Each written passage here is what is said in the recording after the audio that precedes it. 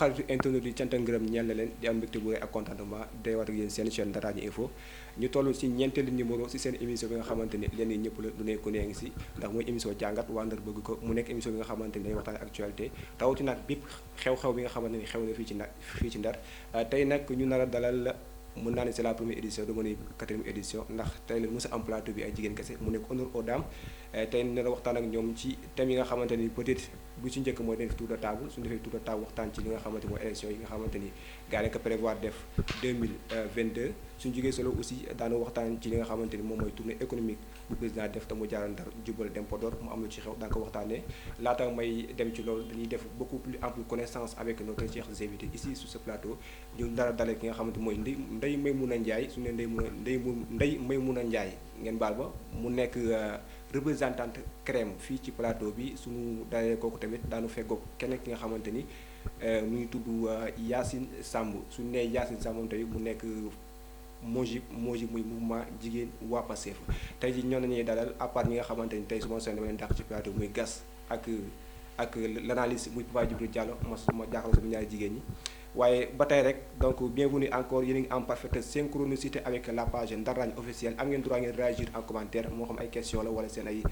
suggestion ci plateau bi la yéen a ngi en direct en tout cas donc maa ngi jox kàddu yi ki nga xamante ni xëy na mu nekk day bañ ko wax APR coalition crème Malaysia day ma mun a merci beaucoup Mara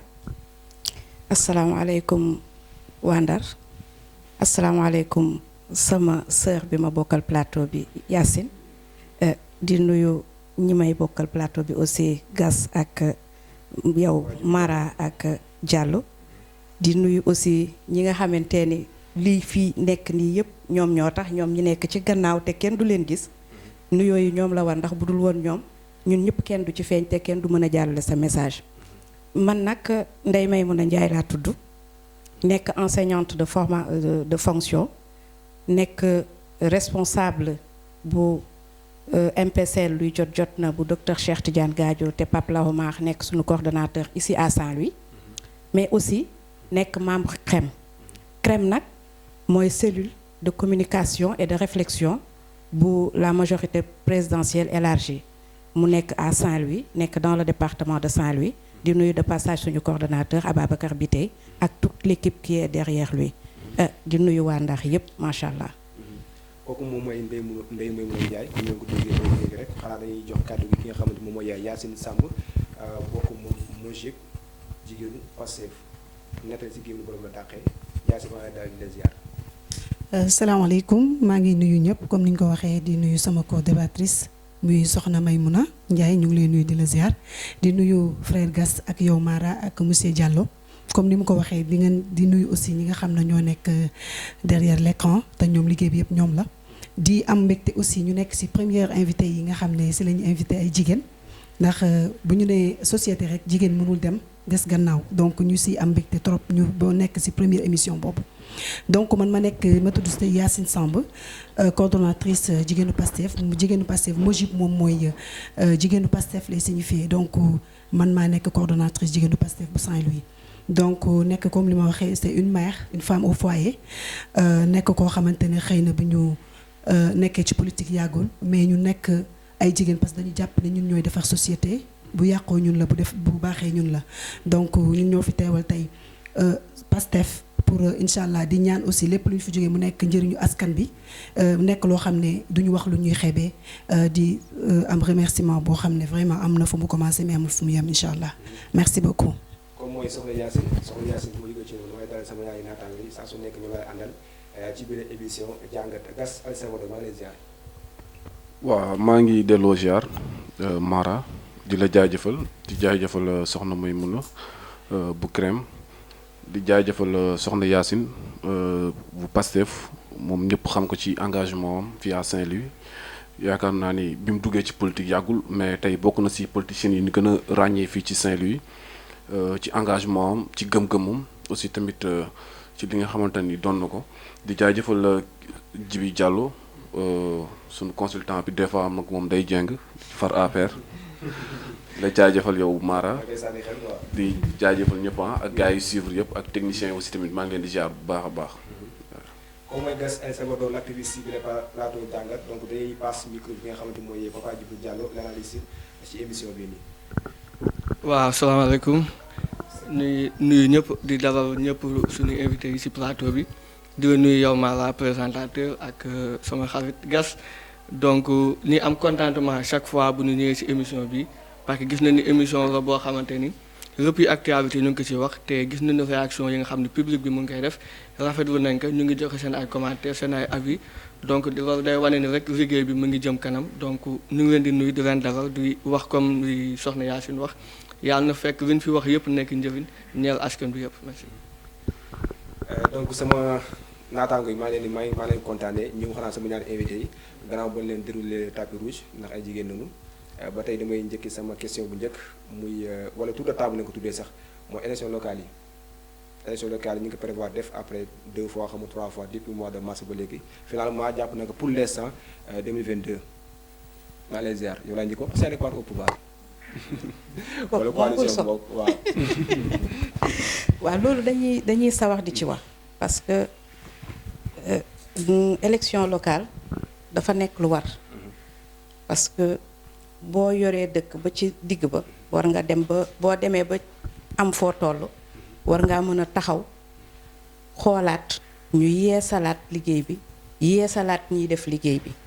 donc ñun la coalition majorité présidentielle élargie bu ñu amee élection locale dafay li gën ci ñun ndax dinañu permettre ñu mën a delluwaat ci terrain bi xamaat fu ñu war a tegaat suñu tànk xam ni ñi liggéey nañu wala liggéeyuñu te loolu c'est à la population saint-louisienne ñoom ñoo ko war a ñoom ñooy li ñuy mën a wax les juges de parti ci côté boobu donc élection yi moom ñun dinañ ci dem incha allahu rabbi nin ci daan demee saa su ne te incha allah bii yoon sax daanu gën a yokk jéego yi ndax gis nañ ni population bi soxla na ko Sénégal soxla na ko mais région de Saint-Louis soxla na ko mais département de Saint-Louis aussi soxla nañ local yi ndax tey commune de Saint-Louis bu ñuy wax soxla nañu ñu wan leen ñu xam li commune de Saint-Louis li localité yi jàll def ñi fi nekk li ñu def ak fi ñu jëm ak lan lañu nar a def ak ñoom aussi te du ragal duñu tiit aussi di jàmmarloo ak képp ku ñëw ci terrain bi pour ñëw ñu dem ci élection locale yi incha allah. waaw soxna mooy mu la donc dégg na li nga wax tour de table la rek ku nekk na ci sànni sa xalaat rek ñëw si soxna Yacine. élection yi nu ko gisee pare ngeen waa Pastef. waaw ñun macha allah après dinaa laaj seen candidat wala candidate kan la. d'accord amul problème de toute façon nem ñoom ñu fi nekk depuis 5 ans gisuñu benn résultat ñoom ñoo mën a pare masse ñu ñi nga xam ne dañu am naqar bëgg fi jëlee li fi nekk pour teg fi li nga xam ne moom mooy jëriñ askanu Ndar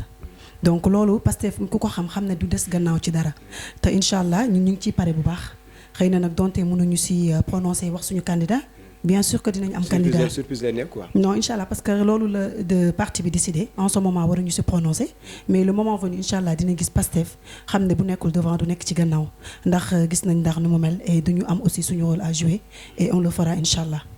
mais mën nañu jàpp ni Pastef am na candidat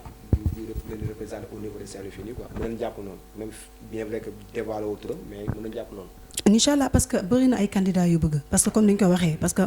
militant bu nekk am na droit nekk candidat donc bu ñëwee bu boobaa primaire base bi ñooy décider kan nga xam ne moo gën ci Saint-Louis ñu jël ko pour nga xam ne projet bi ñu bëgg eggali ñu def ko donc incha allah de toute façon xam nga ne parti bu mel ni Pastef mënum ñàkk ba am candidat bu ko de toute façon lépp lu ñu ciy def rek incha allah di ngeen ko yëg mais da ngeen xam ne pare nañ. damay ragal xëccoo bi bëri quoi xëccoo bi. non ñu xam ne aussi même bu xëccoo amee ñu xam ne c'est pour l'intérêt de Saint-Louis mais li may wax rek di ko wax tout le monde aussi mooy que lépp loo xam ne dañ koy def ci Saint-Louis ñu xool njëriñu askan bi parce que defe naa ne nag loo xamante ne njëriñu askan bi nga ciy seet defe naa waru mën a am xuloo ak xeex et loolu la ñuy yaakaar ci képp ku mu mënti doon parce que l'intérêt général moom la ñu war a gën a prôner que l'intérêt personnel. donc moo tax am nañ yaakaar ne Pastef comme ni ñuy gis yenn parti ñun incha allah duñu dal ndax de don de soi lañ la wax pour la patrie donc te ñun loolu la ñuy dund incha allah dinañ ci taxaw. l'intérêt général moo war a primer sur l'intérêt personnel donc gas di nga kàddu yi dama lay kii rek bokk nga si waxati si mais juste que tour de table la élection yi comme yow nee nga gëmoo mu amale yoonu. waaw élection locale yi mooy li ma waxoon rek sama wax bi ma waxoon laay waxaat bi léegi mooy le 23 janvier bi ñu publié nii si lay am gëmu moom le 23 janvier boobu parce que Macky Sall ba léegi pareegul te Sénégalais yi ñu ngi koy wan nekk ba léegi boo demee élection dinañ la daan boo gisee tournée bi sax daka fu mu jaar ay morceaux yu xonk lan koy teetoo ba ci dafa jiital ay nervis yoo xam ne ñooy camoufler morceaux yu xonk yooyu genre pour gàttal day nax boppam parce que xam na ni bu demee élection day ñàkk tey dinañ dem ba janvier gars yi taxaw ne Coupe d'Afrique wala dara indi benn prétexte poussaat pour gën a mën a def roi. loolu mooy sa jàngat. man loolu mooy sama jàngat si élection yi. d'accord léegi président analyse. waaw di nuyuwaat ñëpp rek bon di kontaan déjà si gouvernement bi jël décision def élection yi parce que bu ñu fàttaliku ni mandat en cours bi jeex na depuis 2 ans donc bu ñu demee kon ñu jàpp date c'est de bonne guerre parce que population bi voté day voté pour un mandat bien défini donc su mandat boobu jeexee am na plein droit exiger la tenue des élections donc ñu ngi ko doon pousse di ko poussaat ba tey jii ñu ngi wax ni jàpp nañ ko le 23 li ñuy ñaan mooy na am. parce que bu amul dina dem ba dugg ci beneen date boo xam ne élection dafa war a amaat parce que élection législative mu ngi ñëw élection présidentielle également mu ngi ñëw donc mënuñu nekk pays boo xam ne day nekk perpétuellement en campagne et en élection donc pour man ñu def ko mooy li nga xamante ni mooy arrangé ñëpp léegi na après question de positionnement bi moom au niveau de Saint-Louis particulièrement dina am enjeu parce que y a déjà des candidats qui se sont déclarés parce que gis nañu l'autre fois Abba Mbaye def na AGM le professeur Mary Teuw Niane également mu ngi en pré-campagne si je peux dire ainsi et évidemment le maire actuel aussi dina nekkaat candidat ñu ngi gis tamit waa Pastef comme ni ko Soxna Yacine waxee ñoom tamit dinañ ñëw donc mu wane ni rek Saint-Louis géew gi yaatu na mais le jeu en vaut la chandelle parce que nekkatul dëkk bu ndax mosu ko nekk sax déjà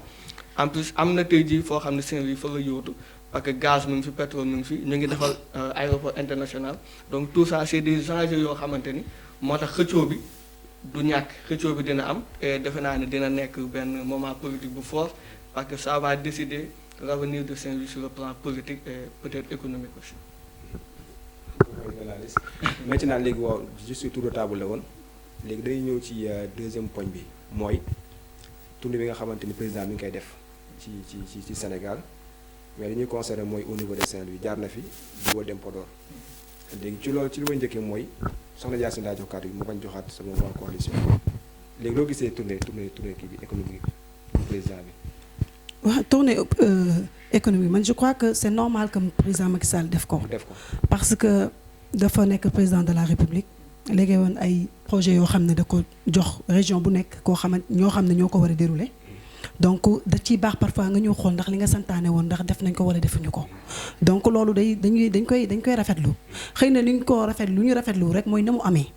parce que bu ñu demee ba président de la République di jiital ay ñànku exemple di def comédie pour def tournée politique am dafay xam leneen lu muy nduru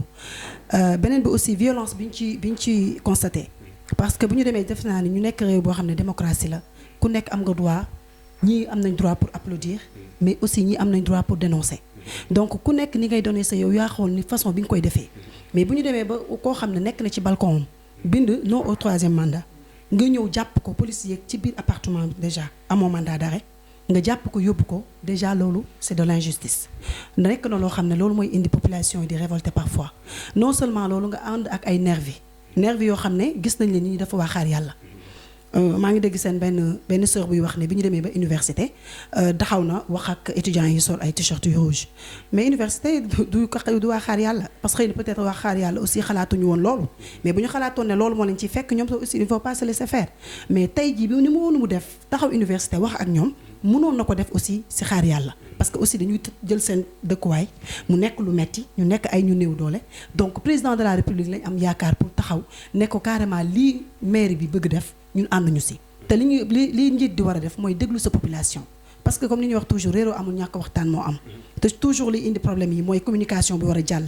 jàllul léegi donc moom bu fekkee moom mooy kilifa ñëw di def tournée politique donc war na mën a am écoute ci population bi malheureusement ki fi nekk muy Mansour Faye du waxtaan ak askan bi du communiquer parce que problème stade bi nga xam ne muy maître Babacar Seye am na xëy na bu waxtaanoon ak waa askanu Ndar peut-être que problème yi ci am du ci am mais bu jàpp ne yow dañ la fal yow yaa moom lu la neex nga def parce que arrogance bi aussi parfois dafay indi leneen loo xam ne gënaluñu te comme ni ñu ko waxee Sénégal jàmm la xam ñun ñoo bokk nekk baay donc war nañ di xool képp ku nekk njiit nga xam ne yàlla moo la fi teg nga war a ànd ak dal am écoute ci sa askan parce que donte il est le président de l'APR mais il est le président de tous les Sénégalais donc dafa war a déglu ñëpp donc loolu daal lañ ci gis pour l'instant peut-être ci kanam après incha allah dinañ développer. donc soxna kii si laay ñëw soxna Ndeye Maimouna Ndiaye su mu déggee Yacine di wax dafa privilégié ni mu rafetlu na tournée bi mais xëy na ni mu amee moo jekkul moom ci li mu wax te dafa daaneel fi nga xamante ne daf ni président mooy le président de tous les Sénégalais moom il a dit ba nga ko falee 2012 dafa taxaw à la RTS mu ni je suis le président de tous les Sénégalais wax na plus de 2 ou 3 fois su ma jumlee léegi yow na nga mën a gisee loolu en tant que yow féete nga ci wàllu woowu noonu la ngay mën a wax loo xam mën nañ ci téye. li soxna Yacine wax li mu ko rafetlu yaakaar naa tournée économique bi képp kuy sénégalais rafetlu nga ko pour le cas de Niankou nekk na nit koo xamante ni man j'aurais bien aimé le voir xam nga population sénégalaise yamul Dakar kese Niankou nit ñi dañ koy gis au travers les écrans waa Fuuta tey bu ñu amee Niankou ci seen wet ñu ni président kat andil nañu Niankou au moins xam nga tournée économique réalisation yi la ñuy seet mais aussi bànneexu nit ñi ci la bokk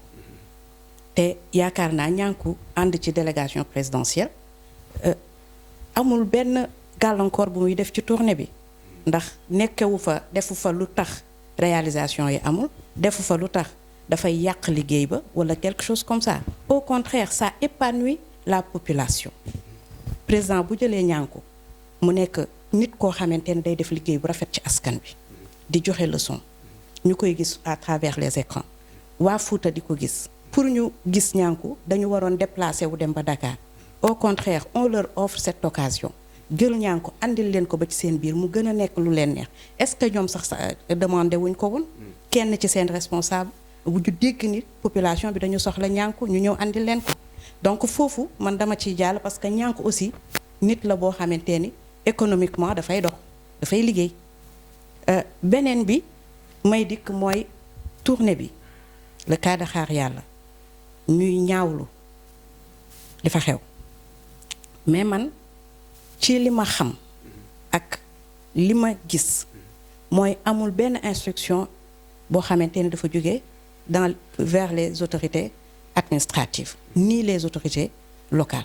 amul benn këyit bu wane ni ay nit recruter c'est le président moom moo recruter des nervis yóbbu leen foofu beneen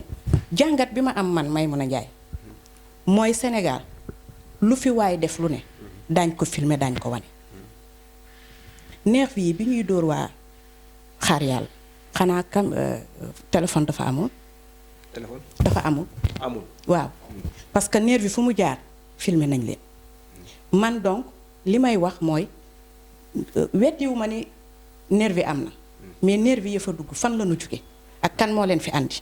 man de li ma xam mooy du autorité administrative du autorité locale moo joxe instruction yi donc buñ fa duggee ña fa dugg ba jàmmaarloo ak ñoom loolu war nañ ko seetaat te incha allahu rabbi autorités yi ñu am ci Sénégal bi autorités yi ñu am ci Sénégal ñoom dinañ ci jël ay matuwaay yu baax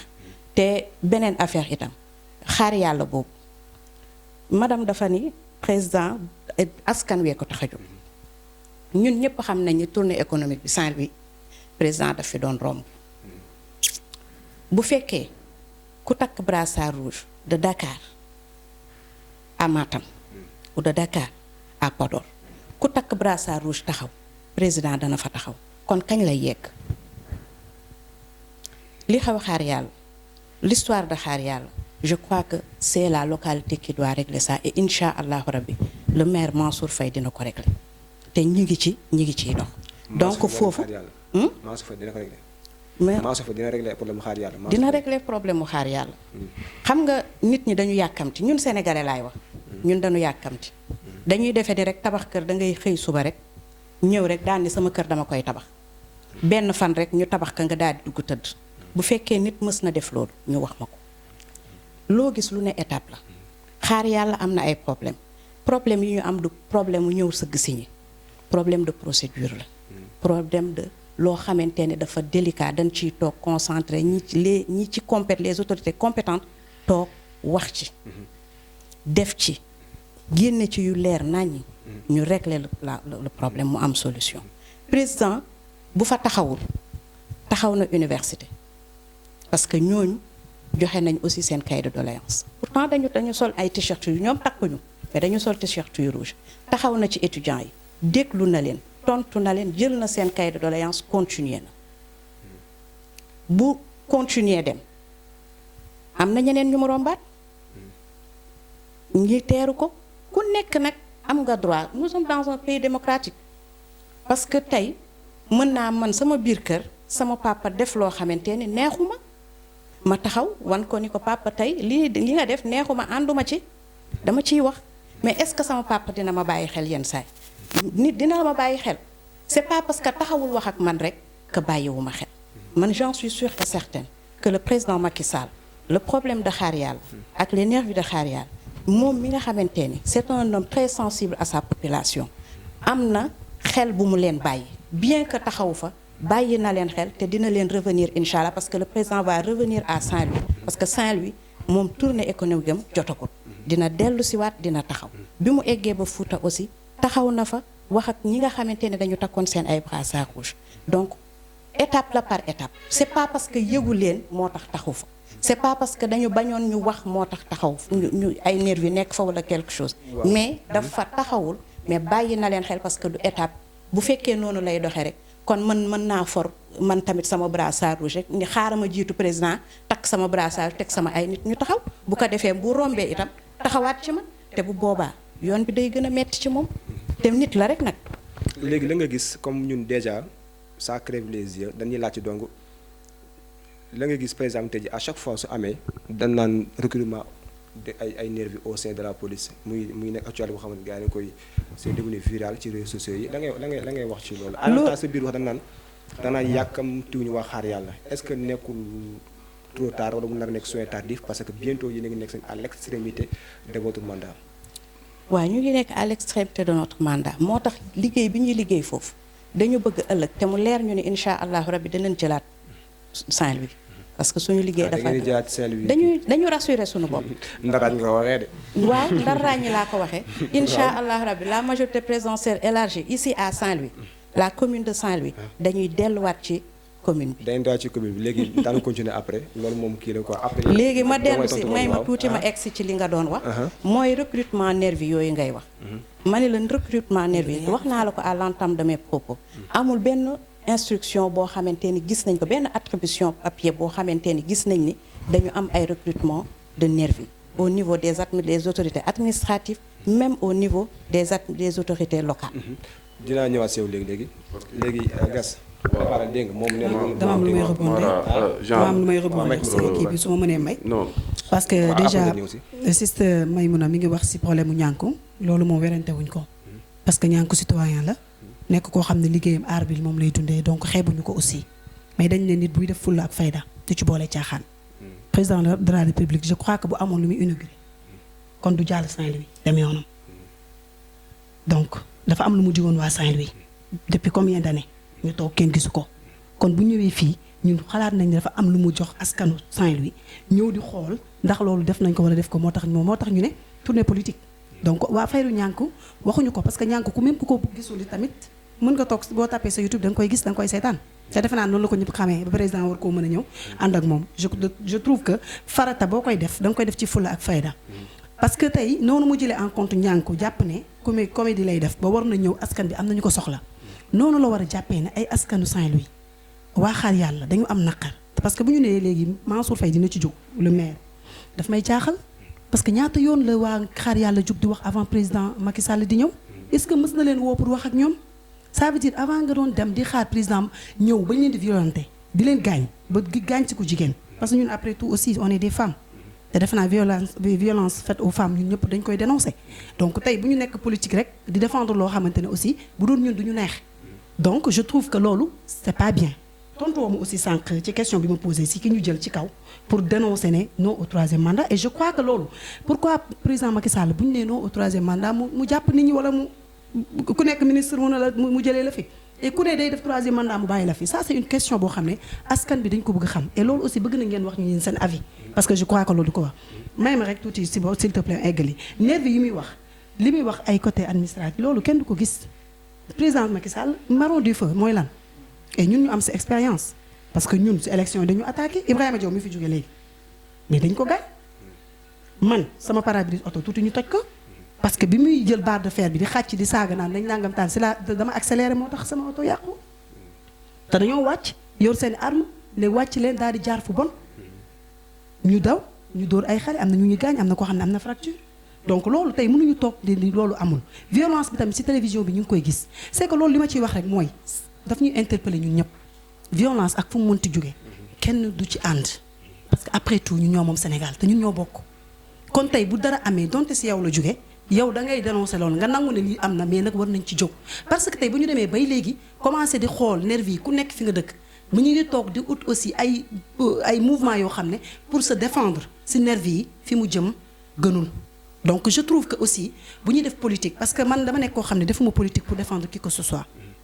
man da li tax may dugg si politique ku ma ko waxoon du ma ko gëm mais dafa am lu ma gëm mais li may gëm aussi conviction la mais sama dëgg aussi parce que ànd ak nit ba di wax loo xamante ne du dëgg aussi je vais être quitte avec ma conscience donc na nekk loo xam ne ñun ñoo moom Ndar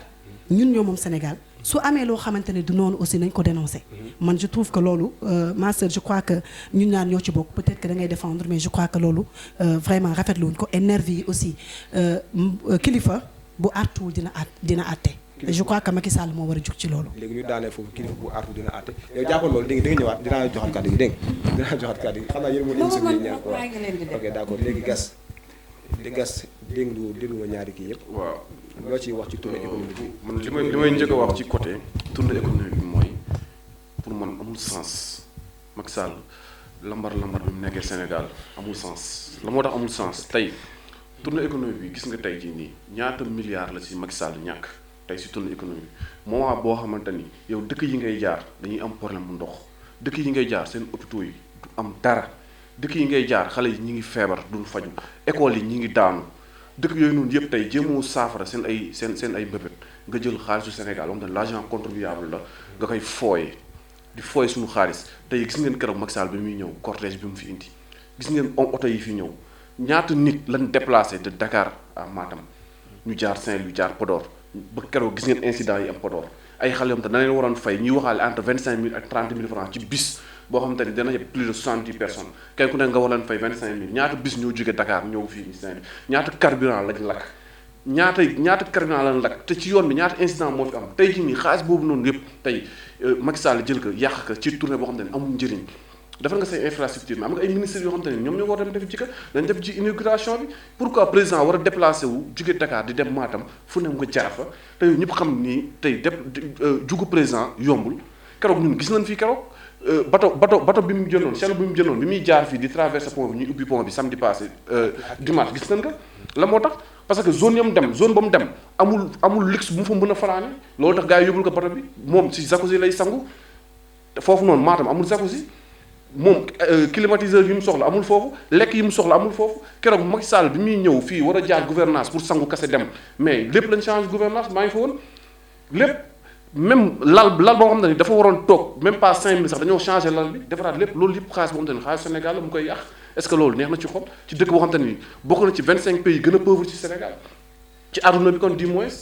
bu ñu jógee ci loolu noonu nga ñëw ci côté nervi yi man kenn du ma wax dama témoin parce que bi affaire bi jàllee fa ña ma war a rendre compte rendre naa leen compte tey jii nii def naa rapport boo xam te ni dem na directement présence parce que man lépp samay bët Macky Sall bi muy dugg si à Saint-Louis dama fa nekk ma gis presque ay 1 kilomètre nervi yi ñooy jiitu. kese waa xaar yàlla ne da ngaa daw de. non moom laay ñëw 1 kilomètre nervi yi ñooy jiitu boo jigaat Macky Sall diggante Macky Sall ak nervi yi mu amaat beneen 100 mètres Macky Sall ak nervi yi ma jógee foofu noonu taal sama moto daw dem xaar yàlla ne leen nervi yi ñi ngi ñëw ñee ma gis ne dañoo armé paaka lépp lañ yor machette pompe à gaz lépp lañ yor ñu armé ñëw ma ñëw taxaw wax waa xaar yàlla di def sama direct bi may def sama direct maa ngi avertir àdduna bi yépp ne leen gars yi ñu ngi ñëw ne leen nervi yi ñu ngi ñëw te ni ma ko waxee noonu la amee te ñëpp xam nañu nervi yi Mansour Faye moo leen fi indi Mansour Faye dafa quitté président bi Macky Sall nekk gouvernance dafa taal otoom ñëw xaar yàlla bi mu ñëwee xaar yàlla gis nañ ko mu gaare otoom wax nervi yi dama leen ngeen dóor ji waa xaar yàlla yi balaa Macky Sall di fi jaar parce que xam na incident yu mu def xaar yàlla que non li may wax dama koy wax ci télé nii Mansour Faye yow yaa yónni nervi yi te jour boobu noonu ñëw nga fa taxaw bi mu fa taxawee boo ne nervi yi dama leen ngeen dal ci kawam man nervi yëpp yor naa seen photo yor naa seen ay vidéo dégg moo la rek incident bi mu am fa la mu fekk au moment où bi ñuy dóor gars yi sama connexion dagg sama connexion dafa dagg rek gars yi commencé attaquer gars yi mais teewul am naa quelques vidéos yoo xam te ne jot naa fa am dañ leen dóor bañ ne nen sama kanam la leen dóoree te ban jógee ci loolu noonu ñoom le maire Mansour Faye te pourtant xam nañu baax ni moom waa xaar yàlla li ñuy revendiquer seen ay droit la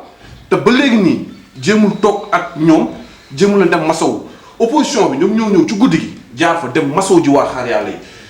après opposition bi Bougane jaaraat fa masawu leen parce que ba ni may wax ak yow soxna soo suñu dóoroon dafa feebar dafa tëdd feebar war naa nga dem seeti ji dafa tëdd feebar te nervi yi ñoom ñoo ko dóor mais dinaa wax aussi tamit nii def nañ plainte boo xam te ni xam nañu du aboutir parce que Sénégal loi Sénégal moom ñëpp xam na ni Serigne Béthio du aboutir mais dinañ def plainte boo xam te ni dinañ ko topp ñii bu ñu fi jógee dinañ leen topp Mansour Faye bu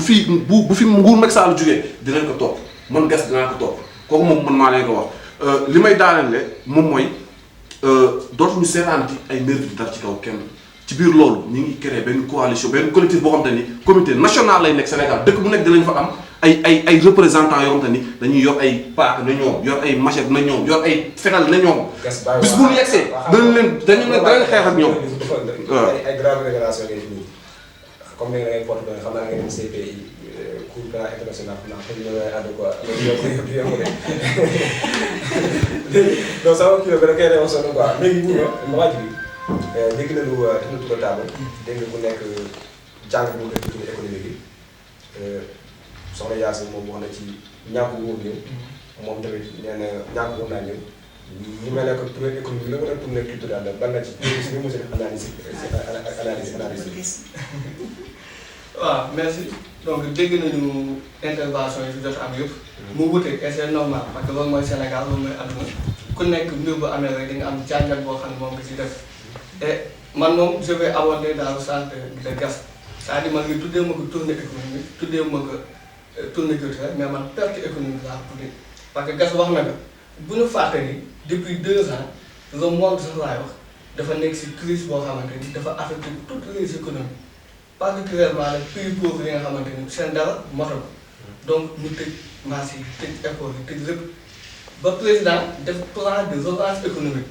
pour nangu que ni moom xam na ni économie bi daanu il faut njëkkati mais pour njëkkati économie est-ce que da ngay def loo xamante ni da ngay perte wala da ngay def loo xam ne da ngay gañ parce que boo xoolee gas lu mu wax président buy jóg yomb ñaata oto moo ko topp parce que tout le monde a été témoin des faits donc am na yoo xam ne kenn mënu ko niir cortège bu jugee Dakar ba Podor carburant bi ñuy jënd ambulance yi ñuy àndal nit yi ñuy yëkkati tout ça dañ koy teg si doomu population bi parce que nekkul seen xaalis mais xaalisu population bi ça moom il faut reconnaître comme li soxna Yacine wax président war na mën a def tournée économique mais sous quelle forme peut-être bu fekkee ne tournée économique bi ndax bokk si pourquoi président yi àndal Matam nga jëm pourquoi waa Saint-Louis bàyyi seen activité kenn liggéeyul oto yi mënuñu dem ñu baal a agsi yëpp jënd woon nañu ay tiset fay ñenn ñi jox leen xaalis parce que gis nañ ne pour mun a dem Podor président mënoon a wax ni rek ñëw mandat Podor laa jëm dama waa Podor ak yi bu fekkee ak yi mënul ñàkk donc le fait que waa Saint-Louis bokk si rek loolu déjà man je trouve que c'est insensé parce que président ñëw fi beneen bi mooy ñi doon manifester di wax ni non au troisième mandat xam nga Sénégal dañu nar a dem foo xamante ni lu ñu wax de liberté fondamentale dañ koy bafouer publiquement parce que man je pense que war naa mën a am droit ma ni d'accord ma ci lii d'accord naa ci lii mais pacifiquement te ñun image yi ñu gis ñëpp gis ko pas carte ba ñu yor bind si non au troisième mandat donc man loolu gis ma si benn forme de violence boo xamante ni war na mën a tax police dugg foofu di leen arrêté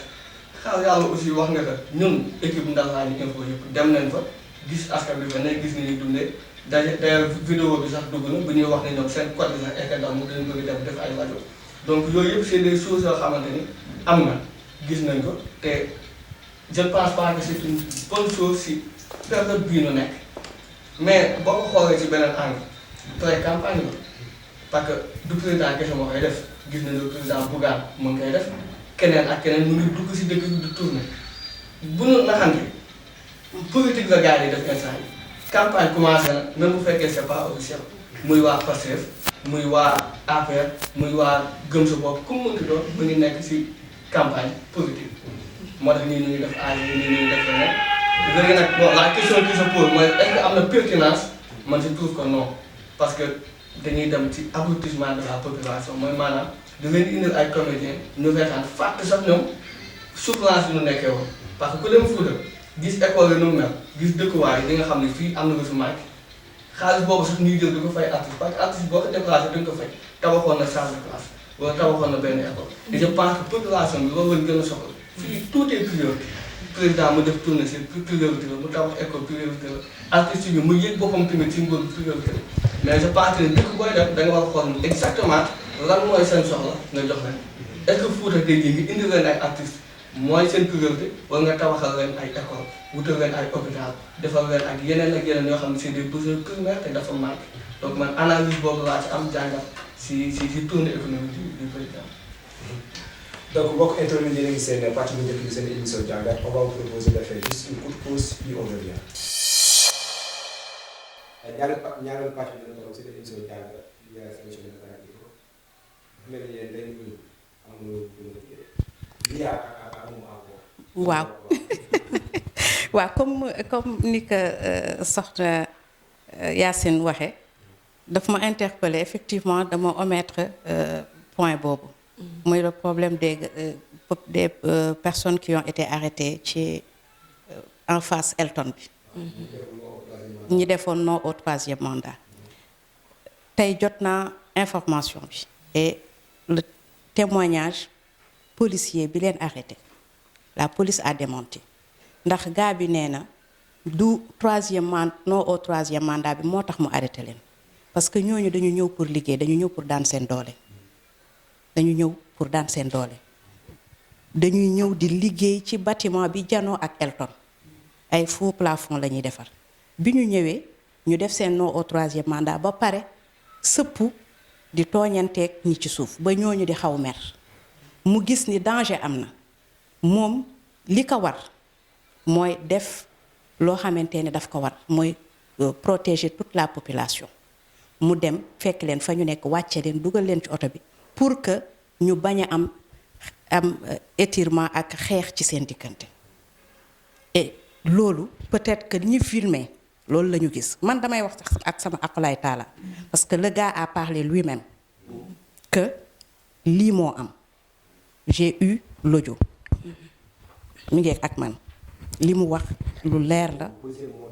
moom moo leen wàcce dugal leen ci oto bi pour ñu bañ am xeex ak ñi taxawoon ci suuf ci seen biir parce que dañ leen doon wax loo xamante ne ba ñooñu nar a yéeg xeex ak ñoom te loolu bu ñu àndee xeex ko dafay andi leneen ñoom comme dañ moo démentir waxu rafetal la rek ñun ñu ngi fa woon. gas waxu rafetal la gas bi ngay wax dafa ñun ñu ngi fa woon quoi franchement. gas nga baal ma mais man li ma gis ak li ma dégg laa mën a wax man li ma gis laa mën a wax xam nga bu dara ay dee am nit taxaw ni la man maa def lii ndax dama bañoon safaan am ndax ñun ñëpp wax dëgg neex yàlla ndar ku ko xam ni jàmm moo fi am ay mag ñu baax a fi tëdd ndar ay mag ñu baax a fi tëdd ay mag ñu baax a fi jaar lu fi nit di xalaat ci safaan du fi mës a am insha allahu rabbi te mag kilifa moo ma ko mës a wax dama mës a toog mu ni ma njaay ma ne ka mu ni ma naka ndar ma ne ko ah maam di ñun ndar dafa sedd ba bëgg dee ci koor gi mu ni ma est-ce que xam nga ndar da ngeen am lu kenn amul mag ña fa nekk ña fa tëdd ñooy sàmm ndar ginnaaw yàlla parce que yàlla am na lu mu leen ruse donc dañ koy sant yàlla ñun duñu d'accord jamais ci loolu violence man personnellement ku ma xam-xam ni mu kenn mësuma àtte xeex donc bu ma gisee fu xeex di am ak ak fu ñuy waxe fu jàmm lu fa buñ fa mënee wax ba jàmm am ñun loolu la ñuy def nervi yi ñuy wax xaar yàlla Mansour Faye tëbul rek ba nii doog a ciy wax mënu fa dem parce que mi ngi en tournée économique ku nekk xam ne c'est le ministre des infrastructures te li ñuy inauguré dans le Fouta c'est des infrastructures donc moom est-ce que mënoon na fi toogaat di xool ak waa xaar yàlla dina dellu si incha allah te def du rek waxul ak waa xaar yàlla rek que nekkul ci dossier bi man duma ci xuus ndax lu ma maîtriser wul duma ci xuus li ma ci xam ak li ma ci am ci renseignement mooy que dossier bi c'est en cours depuis du datewul sax tey avant même l'arrivée du président avant même que président di wax ni daf fii ñëw parce que suñu seetloo président bi muy déclaré ni dafay ñëw Saint-Louis en laps de combien de jours la ñëpp la bett dañu toog conseil des ministres mu taxaw ni dans le nord laa jëm le mercredi mu ne le nord laa jëm donc une semaine la def Saint-Louis dina fi jaar parce que chef-lieu de région la te am na yu mu war a inaugurer dans la région de Saint-Louis donc le président Macky Sall buy dugg Saint-Louis saafonte ak waa Ndar dëgg la Ndar nag dafa nekk dëkk boo xamante ni fu waaye jógee di nga nam mu dugg fi ak fu mu mënti doon ndax ndaw doomu Ndar ci boppam moo ko mel boo xoolee sama naataangoo Yacine nga xam ni tey dama naan su ma duggee quartier bi mu dëkk bëgg naa dem këram nuyu ko parce que li ma wan la Ndar loolu mooy image am dans le monde entier moo tax président Macky Sall bi muy dugg Saint-Louis mënoon na jubal directement naam Podor mais chef-lieu de région bi nag bu kenn fàtte ne c'est Saint-Louis parce que la gouvernance se trouve à Saint-Louis et le cahier de doléances se trouve à Saint-Louis. beneen bu ma dagg. lii la soxna waxoon. man nga fa émission bi li des bëriwul te aussi duñ bàyyi benn nit ñu monopoliser émission gas non c'est-à-dire temps bi moom foog nga jéem a xool nooy gérer temps bi quoi parce que benn nit tamit duñ ko bàyyi muy monopoliser parce que doo wax loo xam ne ay wax yi tegul fenn la franchement. waaw bu ñu ko naatee noonu. jàpp na ma ci quelques fractions de seconde rek ci termine. jàngat bi man li may wax mooy que Saint-Louis dëkk la boo xamante ni dafa nekk ci dëkk bu ñu ràññee ci Sénégal donc exemplaire la nekk ci Sénégal nekk na Saint-Louis nekk na dëkk boo xamante ni képp kuy boobu Ndar démocratie nag Ndar la am de ku nekk da ngay wax la la neex ku nekk dina def la la neex mais dañ koy teg ci yoon lépp ci yoon la. waaw c'est normal parce que moom moo njëkk nekk. ñuy sensibiliser ñëpp. c'est-à-dire lu ñëpp xam du info quoi Saint-Louis dëkk lii la dëkk lii la dëkk lii loolu du info. léegi ban info ngay joxe gas nga may war a yegg non du question dagg mais tey yi boo taxawee fii di wax waxu Saint-Louis lii Saint-Louis laa te temps bi mooy ñu ko aussi tamit amul sens. mais nañu wax li nga xam ne ni moom moo ñu fi indi muy jàngat bi. ci gas am naa lu ma si bëgg dama ko posé woon question. dama ni la du ma ci xuus tey jii nii tey bi nervi yi bi muy ñëw foofu ñoom ñii majorité présidentielle muy crème bi ñoom ñoo fa jiitu jox information Mansour Faye mu nervi yi dooga ñëw dal seen kaw si li loolu live ma def Ababacar Bidé mi ngi fa mooy seen coordinateur Baba mi ngi fa Bekkaay mi ngi fa ñoom mooy crème bi xam te ñoom ñooy cellule de communication bi kon bu ma dee wax dama naan kon crème bi ñoom ñoo passé information Mansour Faye ne leen nervi yi ñi ngi taxaw di xaar Macky Sall Mansour Faye yónni nervi yi gars yi dóor leen kon tey jii nii plainte bi nga xam ne dañ koy def crème bi duñ ci génn dañ leen boolewaale ci plainte bi parce que aussi tamit ñoom si ñu commandité nervi si lañ bokk loolu si bëgg nañ ko leeral léegi xaaral ci jow ndax dafa interpeller la crème non may ma tuuti maa ngi jéggalu non doo si bokk parce que aussi même suñu duwee waa crème doo si bokk man ragaluma plainte xam nga lu tax lu may def ci yoon laa koy teg crème dafa am lu ko tax a jóg c'est la communication may ma rek nga teel daaneel déglu ma la communication li ko tax a jóg mooy doo taxaw rek ni fa mu neexee rek laay communiquer dañu jëlee on a un programme dans cette tournée dañu jëlee depuis Porte Saint-Louis ñanga ba biir Matam fi may waxee ak yow Ababacar bi tey est en mission en équipe avec lambar yi kay ci la crème à Matam pour xool li président de la parce que ñun la communication de la majorité présidentielle élargie lañ wax donc du ñu bàyyi dara ñu rate ñu dinañ dem du jour dañuy wax dañuy liggéey avant pendant et après looloo tax a jóg crème ay nettali taxu ñoo jóg ndax ñun du ñu nettalikat ñun xam nga lu ñu tax a jóg xool li fi am ak li fi majorité présidentielle élargie liggéey ñu la crème loolu lay taxaw wane li fi nekk dañ koy wax Mara léegi. loolu rek la. ah d'accord léegi ki nga léegi da nga may tuuti aussi. xam naa ni peut-être tu as une réplique qui te démange. waaw damay incha allah rapidement vite fait si benn seconde rek wala ñaari seconde. non c'est que waaw xam nga déjà répondre na ma si question bi mu doon wax ne ki ñu interpellé ci këram. xëy na ay ouvrier lañu comme d'après ce que j'ai entendu mais man je trouve que policier bi li gënoon yomb mooy ñi nekk ci suuf ñoom ñu tiim leen ñooñu lay waroon déplacer. que ñu yéeg ci biir yëkkati ñi nga xam ne ñoo dénoncé loolu dugal leen ci auto police bi bu fekkee day àtte rek di def yoon policier bi defe naa bu amoon kenn ku mu war a wax ne day àtte bañ fitna na leen déplacé ne leen comme te ñoom ñu ngi leen tiim xëy na ñu ngi leen di wax lu leen neexul. parce que problème c'est une foule. non de ça xëy na foule bi dafa parce que xëy na foule bi li tax mu ñëw jàpp ki nekk ci kaw parce que foule bi xëy na Macky Sall la àndal. te bu boobaa deux poids deux mesures non loolu rek la mën a doon. parce que ñi ci suuf bu fekkoon ne ñoom ñaar ñoo bokk le combat du ñu am problème ça veut dire évidemment que dafa fekk ne ñoom ñaar ànduñu ci même camp donc peut-être que ñi ci kaw ñi nekk ci suuf li ci kaw moo leen di déranger mais su fekkee ne dañu ne ñoom dañuy bëgg àtte yow nga dem parce que déjà même bu ñu doon dugg ci biir appartement nit mandat d'arrêt la ñu war a am waruñu ñëw dugg noonu ci biir kër jàmm appartement rek jël nit c'est illégal. waaw ça aussi nañu ko nangu. kon léegi li gën a yenu maanaam ful bi ak nu mu mënti toll soit que mu wax ñooñu bàyyi leen bu leen tontu ñu ci kaw wala mu déplacer leen loolu je trouve que policier bi lu mu wax c'est pour rafetal comme li gas wax mais loolu moom sincèrement man mënu ma ko d'accord. li may waxaat aussi mooy si cadre xaar yàlla li ma waxoon lay waxaat avant président Macky Sall di ñëw à Saint-Louis la gas mi amul direct mu deful ci xaar yàlla. waa xaar yàlla yi wax nañ chaque jour boobu avant président Macky Sall di ñëw la waroon toog ak waa xaar yàlla bu fekkee nar na ko def mais moment bi président Macky Sall di ñëw moom mënu ko fa def parce que fekk na nit ñi comme te nee nañ maire bi fi nekk dégluwuñu faalewul askan bi parce que arrogance bi aussi nañ ko nangu ne Mansour Faye noonu la mel parce que tey boo nee tey Saint-Louis de bon temps ça veut dire yaa ngi am ñooy naan ñii duñu vrai Saint-Louisien ou pas déjà loolu c'est des choses yoo xam ne pour man frustration sax mën na ko indi parce que quoi qu'on puisse dire fii tey Sénégal moo ñor ñun ñëpp comme li nga wax parce que dafa am loo xam ne ñun loolu la ñu xam dëgg la Saint-Louis am na loo xam ne moom lañ ko xamee muy jàmm ak teraanga mais nag li koy indi mooy jàmm ak dëgg parce que lu ñu mënti ànd comme li ñuy wax divergence mën na am dans une famille mais li nga xam ne moom mooy maintenir la paix toujours c'est dëgg ak fu mu mënti jóge mooy que donte man dama bokk ci biir mouvance présidentielle bi tamit bu ma gisee loo xam ne du dëgg dama koy dénoncer parce que loolu moo aussi mooy indi ñu mën a am jàmm mais su fekkee ne nit ki ëpp doole parce que tey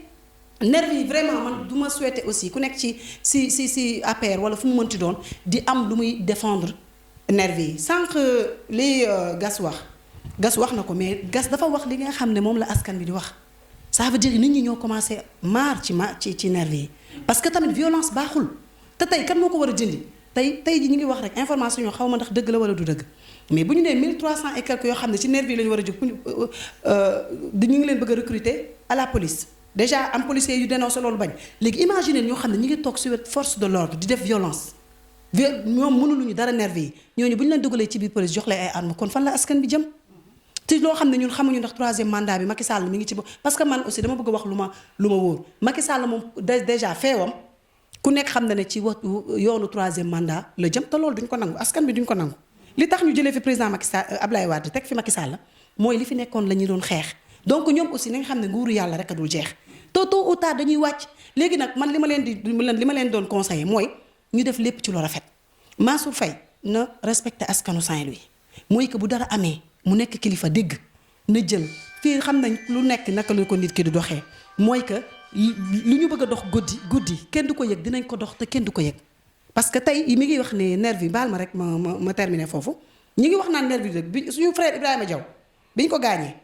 Mansour Faye si boppam moom moo woo Ibrahima Diaw ne dafa bëgg sax après rencontrer Ibrahima Diaw excusé wu mais Ibrahima Diaw moo ko ne bëgguma rencontrer en l'essentiel que yéen a yónni nervi yi moom mu baalu excusé wu donc man pour man c'est des faits qui sont là et li gën mooy ñu nangu ko ba pare nag jéem ci jóg parce que boo maytul famille bu nekk sax am na ay nervi donc xëy na nekk na ñoo xam ne amuñu du ñu dégg seen waajur mais ñi leen di recruter di leen fay par journée ñooñu aussi je crois que c'est l'État et l'État moo war a jug si loolu.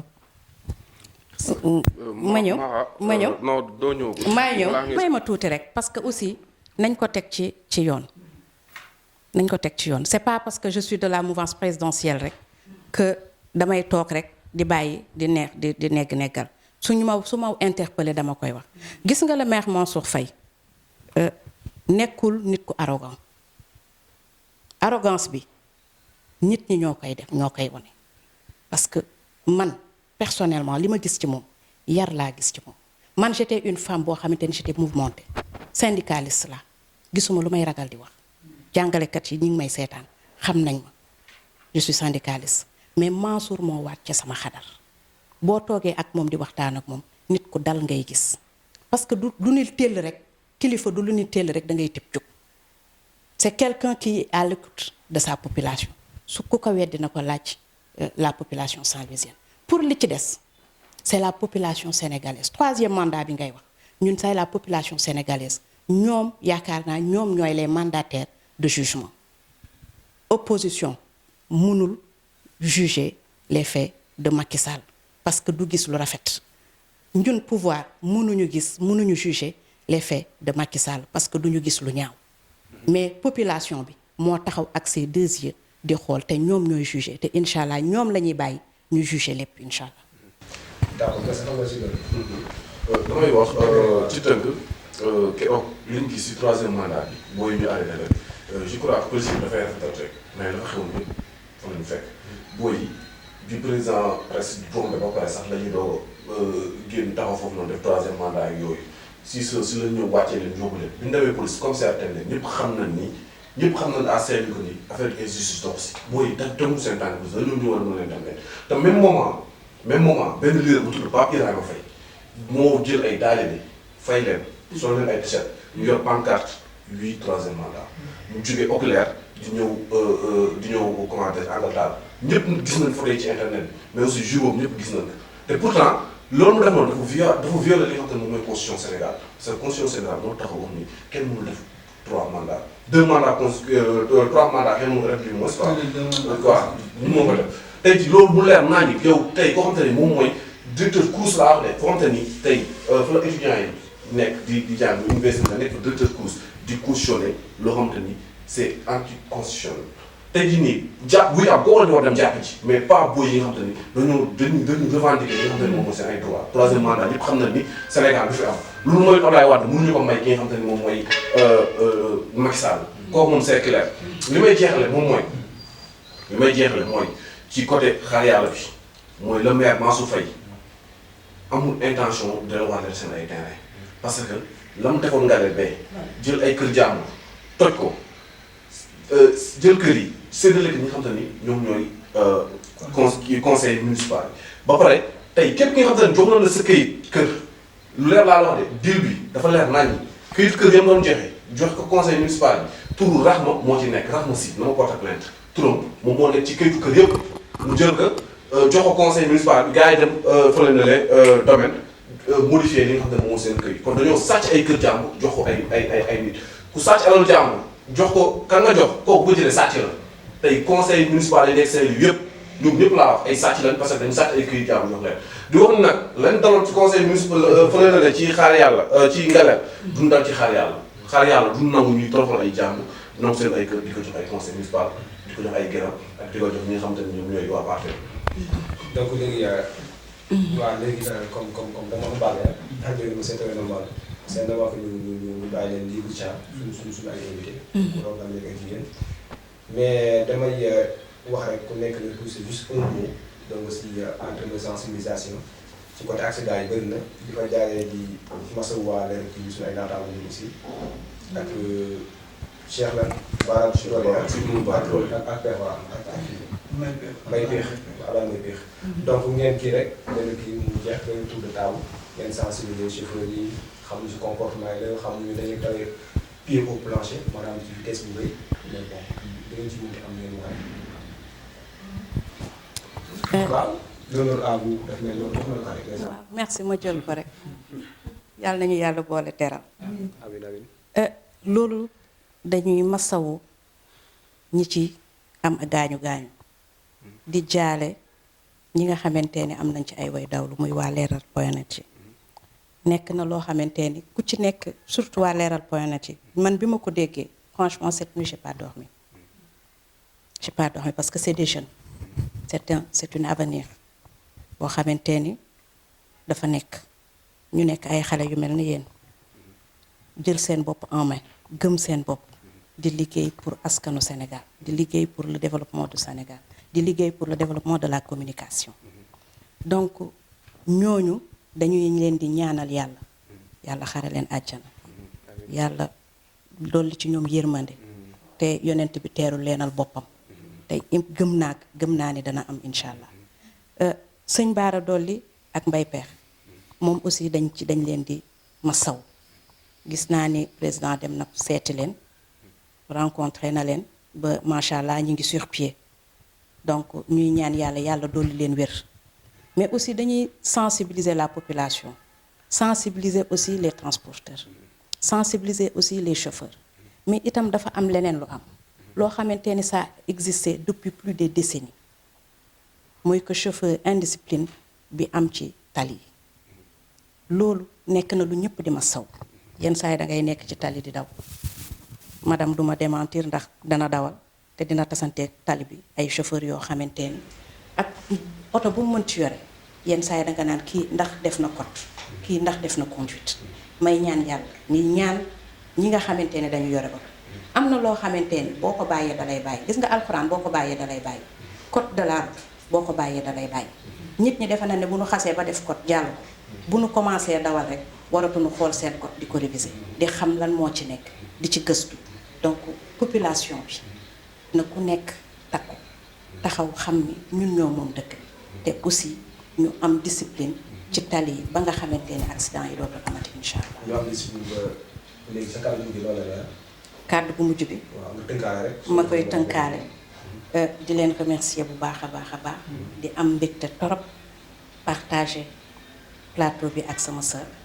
di plateau bi aussi di ko partager ak Gas ak Diallo parce que aussi lii mooy Sénégal ku nekk da nga am sa avis di ko def ku nekk da nga am sa avis di ko def te ku nekk Sénégal la ñoom kon ku ci nekk rek ku ciy wax ku ne nañu xool liñ koy waxee dalal ko ba nga xamante ni askan bi daan ko mën a jël wax ko parce que li ñuy wax askan bi lañ koy wax ñun ñu fi toog ñëpp ku ci nekk ak parti boo mën a féete muy nga nekk opposition muy nga nekk au pouvoir muy nga nekk ci lu ne askan bi ngay waxal donc dañuy sensibiliser aussi la population que la violence ne mène à rien du tout Sénégal jàmm la xam Saint-Louis jàmm la xam yàlla nañu yàlla defal jàmm di nuyu ñëpp di sant ñëpp wasalaamaaleykum di la sant di la nuyu di la taragal tamit mais yow loolu da ngay kii comme da ngay may xaar ñu ko ni may Gas. waaw li may jeexalee par rapport ak sunu confrère yi nga xamante ni yàlla jël seen bakkan si tournée Macky Sall bi ñu nekkoon ni ñoo xamante ni buñ daan ñëw seen ñu daan nekk ba ci dernier mois bi ñuy gisante ci meeting bu Bamba Fall bi la ñu sympathiser waxtaan comme nga rek entre confrères bi ma yéeg affaire métti woon na ma trop mais maa ngi ñaan yàlla mu xar leen àjjana te yéex ñu beneen bi stop muy Mbay Peex ak Baara Dolli je crois que dañ doon lambar ba natt daal leen ko kooku ñoom la engagé man engagé wu ma ay magum jëmm yoo xamante ni depuis combien de temps ñu leen di gis ñu bi ñuy xale ba léegi ñu ngi leen di gis depuis président bu ñu ànd ak yow di teel yi am na yenn âge yoo xamante ni boo xam ne war a toog sa kër di jël say njaboot ñëpp xam nañ ni cortège yu Macky Sall toujours dafay am ay victime man keroog bi ñu ñëwee fii bi ma woowee pour ma dem Fouta dama ne leen daw ma xam naa ne boo demoon moom si sacrifice yi laay def parce que ay sacrifice Macky Sall mooy loolu di jaajëfal gars yi fi léegi yëpp dinañ jox dig daje ci beneen émission Nar Radio si PDD Papa Diouf Diallo looy tàggatoo. waaw di kontaan aussi si déroulement émission bi di wax ne rek lépp pour defar la rek ñu ngi nekk si yoon boobu parce que comme ni ñu ko waxee Sénégal ñun ñëpp ko moom donc même bu fekkee ne avis yi tamit du toujours lay conversé àdduna moo tëddee noonu donc comme ni ko ñëpp defee di masawu ñi nga xamante ni ñoo am ay gaañu ak ñi nga xam ne si ñàkk seen bakkan donc di leen xaar yàlla na leen yàlla xaar àjjana donc loolu tamit day interroger d'autres questions mooy question de l'attribution des permis question infrastructure routière yi ak aussi question de civisme et je pense que yooyu yëpp ay questions yoo xam ni mu ngi fi war nañ si mën a waxtaan war nañ si mën a débat te bis buñ ko saafara la dina tax dëkk bi gën a mën a avancer dina tax yenn jéego yi ñu mën ko éviter donc di leen tàggu di leen jox dig daje si beneen émission comme ni ñu koy defee saa su nekk. moom dafa sant naa xam naa daal ñëw ci benn émission jàngat pour waxtaan ci yooyu noonu léegi soxna Yacine xanaa war naa tàggatoo comme bàyyi nga fa. waa di tàggatoo rek mais di sànniwaat tuuti xeex sama sœur li mu ne askan bi ñoom ñooy décidé bàyyi ma sànni tuuti xeex rek tàggatoo ko mooy que comme te nee na askan bi ñooy décidé defe naa ne gis nañ sondage bi nga xam ne am na fii si tournée président donc kon war nañ xam ne président moom sénégalais yi war nañ ko gannaaw Saint-Louis te aussi war nañ maire bi ne ko maire bi muy Mansour Faye ne ko pare ne bu yeboo mu daal mu préparé ngeen génn rek incha allah bàyyi ñu ñun ñu diriger incha allah xam ne dinañ def li nga xam ne moom la Saint-Louis di xaar donc comme ni mu ko waxee ñuy jaale aussi ñi nga xam ne génn nañ àdduna parce que comme ni ñu koy waxee nit ku moo nekk ak suufam nit li ñuy wax nit xamul kañ lay génn àdduna xamul fan la ak naka la donc yàlla lu nekk ak ñu ngi ko tëralee mais en tant que ay doomu aadama ak métit fu mu nekk rek dañ koy bokk ak ñoom di leen jaale di ñaan yàlla xare leen aljana yàlla eggale seen ndaw aljana firdaws di ñaan aussi ñi nga xam ne ñoom ñoo ci am beneen accident muy ñoom mbay peex yàlla saafara leen parce que comme ni ma koy waxee nit lépp looy def ak lépp looy wax rek xool ko natt ko ci sa bopp soo ko nattee sa bopp rek def naa doo yéene kenn lu bon wala doo wax kenn lu ñaaw te ñun ñaanuñu yàlla aussi di dugg ci terrain boobu te suñuy leader aussi ci yoon boobu lañ ñu won donc di wax ne aussi muy indiscipliné bi ñu wax loolu moom xam nañ ko donc Sénégal aussi dafa jot ñun ku ci nekk rek yow yaa gën a xam sa bopp ku nekk war a xoolaat sa bopp yow ndax yow li nga xam ne moom la askan bi parce que ku nekk am nga sa àq moroom donc bu ñu nekkee ci tali bi ñu nekk ci tali bi ki nga xam ne day jël benn mouchoir di ko sànni ci mbedd mi sax war na xam ne loolu moom mi ngi koy def mais aussi nekk loo xamante ne moo gën ci askan bi donc mu nekk loo xam ne ñun xam nañ ko mais lépp aussi am na loo xam ne defe naa ne askan bi bu ñu ci taxawee bàyyi ci xel ñi nga xam ne gouvernement aussi ñu wane yoon bi su boobaa Sénégal defe naa lépp dina jëm kanam li siste may mën a wax man tamit maa ngi koy remercier ci plateau bi ñu bokk ku nekk yaa ngi défendre sa position mais je crois que c'est pour l'intérêt général et sama yaay day wax naan li ñu boole mu ëpp lu ñu tàqale parce que boo seetloo politique ku nekk am nga foo xam ne danga fa far mais man dama ne nit lépp lu muy def na ko teg ci yar ak teggin parce que li ñu boole mu ëpp lu ñu tàqale parce que tey bu wanawusu bi laa di nga bokk ak nit kër wala nga bokk ak nit koñ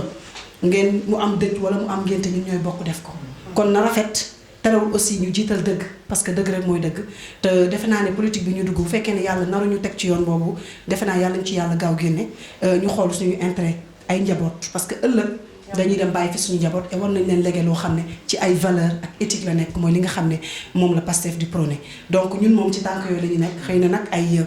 opposant la ay pur et dur mais nañ xam ne rek c'est pour l'intérêt de tout le monde ñi fi nekk aussi ñu xam ne jeexal nañu ñu bàyyi ñu incha allah ak terrain bi ñu eggali suñu yéene di nuyu ñëpp ñi ñu doon seetaan frère di nuyu Pastef sama frère et sœur Pastef di ko teg si loxo coordinateur Modou Mbène Gueye mu tasaare ñu ko di remercier ñëpp di wax ne j'espère que incha allah invitation bi kontaan nañ ci et def naa ne du nekk bi mooy dernière fois bi incha allah jox asalaamaaleykum wa rahmatullah. mbokku internet bi li ñuy teew ci waxtu daanaka jeex na fii la leen tàggoo yónnal dig dañuy xëy na bu beneen yoon mais li gars yi wax rek nañ ci bàyyi xel ñu mel surtout ñi nga xamante ne ñooy dawal moom li accidentogène yi ñu gën a dawal ndànk donc xam ni violence yi bëri na accident yi bëri na donc na chauffeur yi gën a xoolaat seen ay daw ak seen comportement donc fii laa leen tàggoo ngeen di dig daje xëy na beneen émission jàngat ci 5 niveau fii seen chaîne Dakar Info émission jàngat rek leneen ñëpp la nekk si di gërëm aussi nekkoon ci sottandikukaay bi mooy bëgg na